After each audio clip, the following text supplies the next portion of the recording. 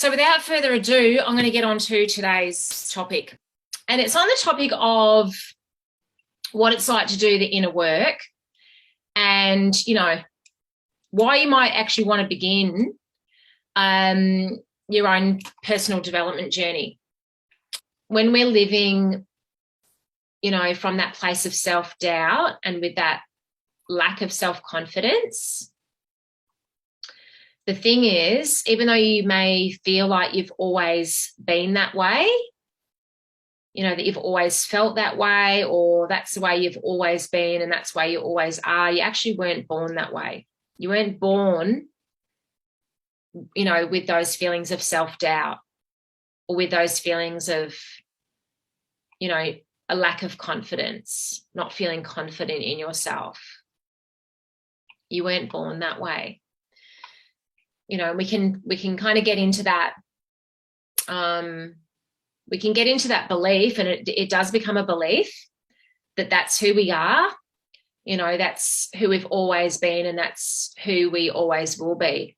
We can look to our external environment, like with our family. Maybe we have a parent or parents that, live from that place of lack as well, where they constantly doubt themselves or outsource to others or question themselves, where they lack confidence in their ability and who they are, and that can then feed into that belief even more so that, I come from a family, a long line of people that are that way. My parents are that way, so that must mean that I'm going to be that way.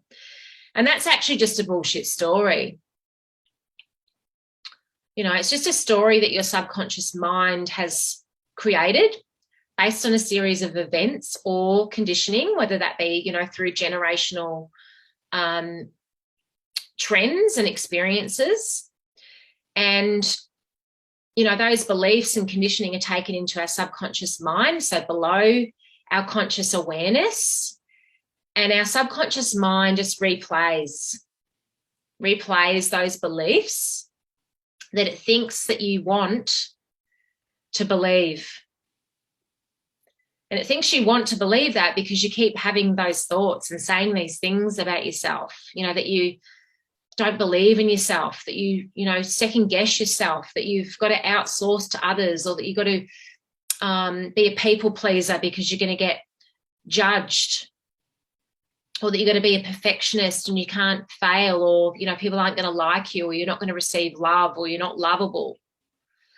They're all just stories that your subconscious mind is going to keep replaying because it thinks that that's what you want, because you keep telling yourself that story. So you see how it's just, it's just this cycle that continues, that keeps us stuck in that self-perpetuating limiting belief.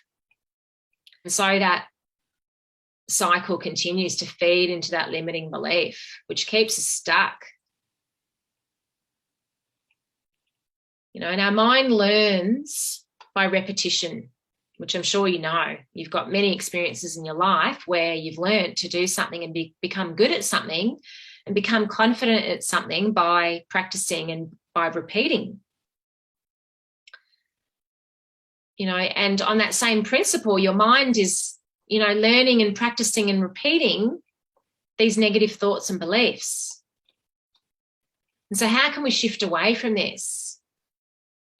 Well, the fastest way is by having a rapid transformational therapy session with me. That's going to be your fast track to accelerate, to ditch these limiting beliefs, uncover what they are, reframe them, release them, and, recode your mind with the kinds of beliefs, thoughts, feelings that you need to have to be able to, become the person and live the life that you want and that you deserve.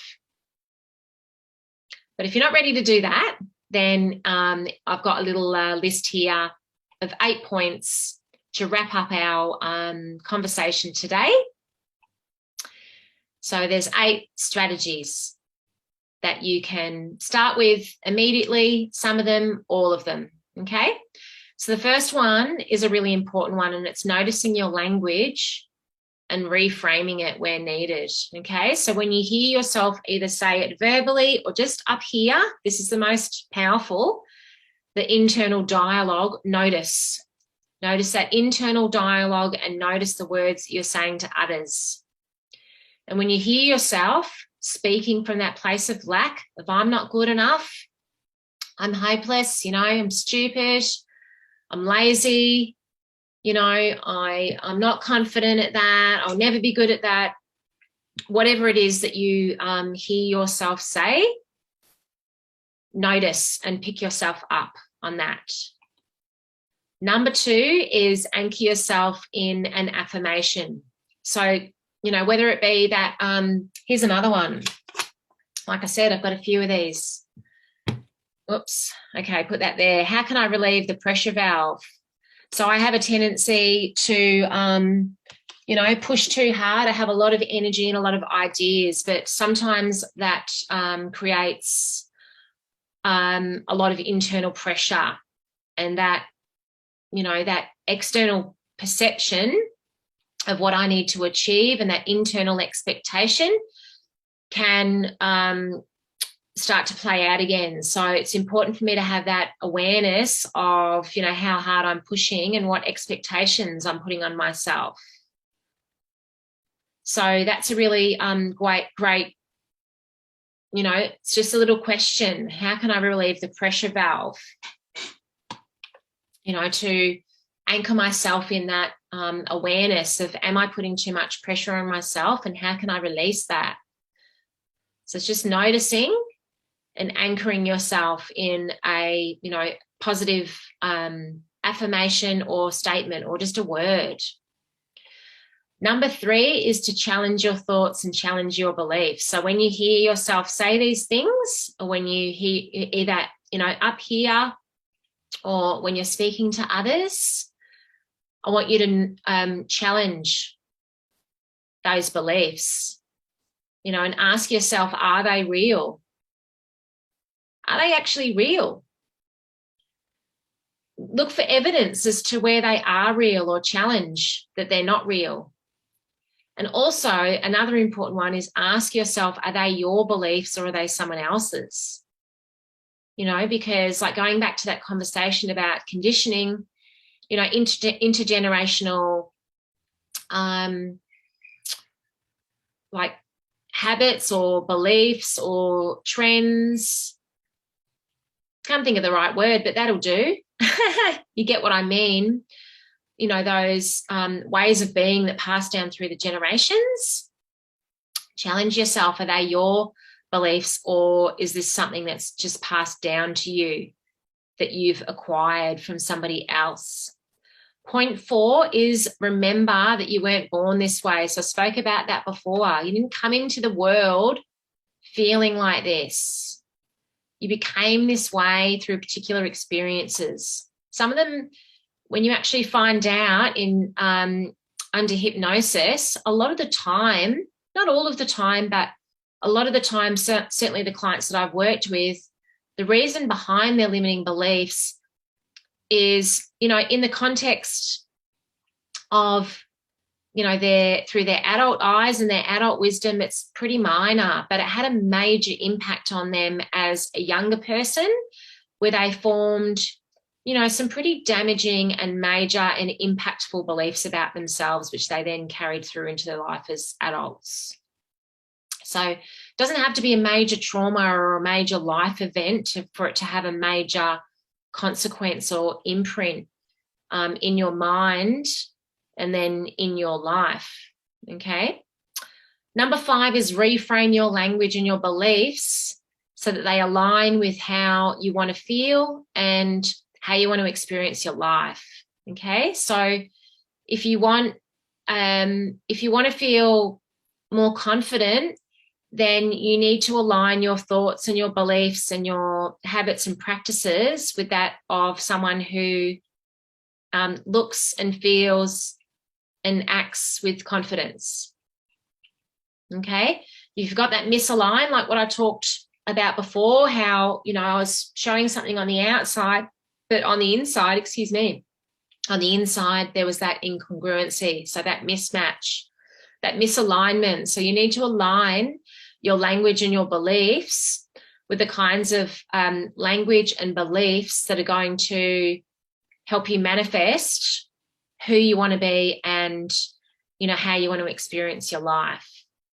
Number 6 is surround yourself with the energy, the people, the books, the experiences, the social media that you need to align with who you want to be, how you want to feel, and how you want to experience your life. Okay, so make sure you're surrounding yourself with, you know, that full support network that's going to help you to align with who you want to be and the kind of life that you want to experience, you know, and be discerning.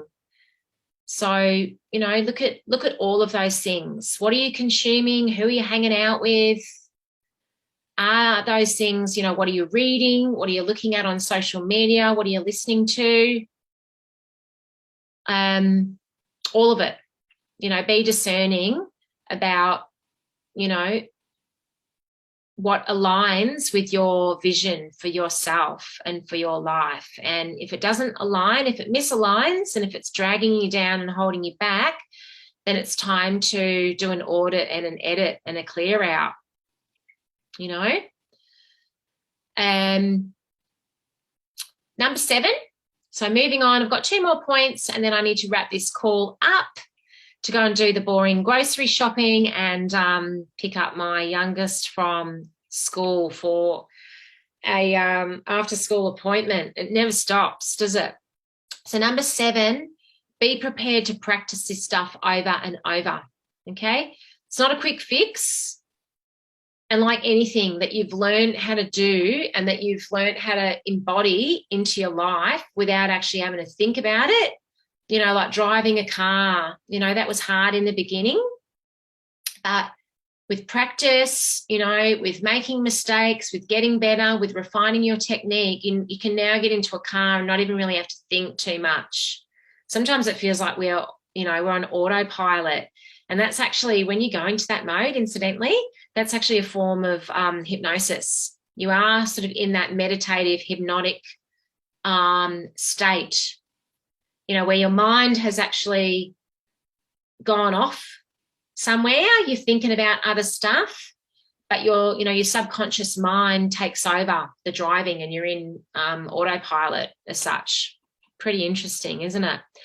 And the final point number 8 is, if you want to fast track all of this, okay, to be able to uncover what your limiting beliefs are, what the blocks are, where they came from, reframe them, you know, with your adult perspective and your adult wisdom, not from when you were, you know, 2, 3, 4, 7, however old you were at the time that you formed those beliefs, with the mind of the child. You're not that child anymore. So if you want to be able to reframe all of that and now, you know, get rid of it, let go of those blocks, those limiting beliefs, those limiting thoughts, those limiting actions that you keep repeating over in your life, then I'm here for you for that. Okay, I'm here for you for your transformation. As I stand here now in my own transformation, you know, which is still unfolding and still, you know, I'm still practicing all of it. It's not like these thoughts don't, that, you know, my limiting beliefs don't still come up from time to time. They do. But I now have that awareness and I go through all of those steps and I'm able to self-coach. I'm able to notice and recognize and reframe. I'm able to cheer for myself. I'm able to move myself out of those emotions, let those emotions move through me, recognize why they are there, you know, and tell them to F off.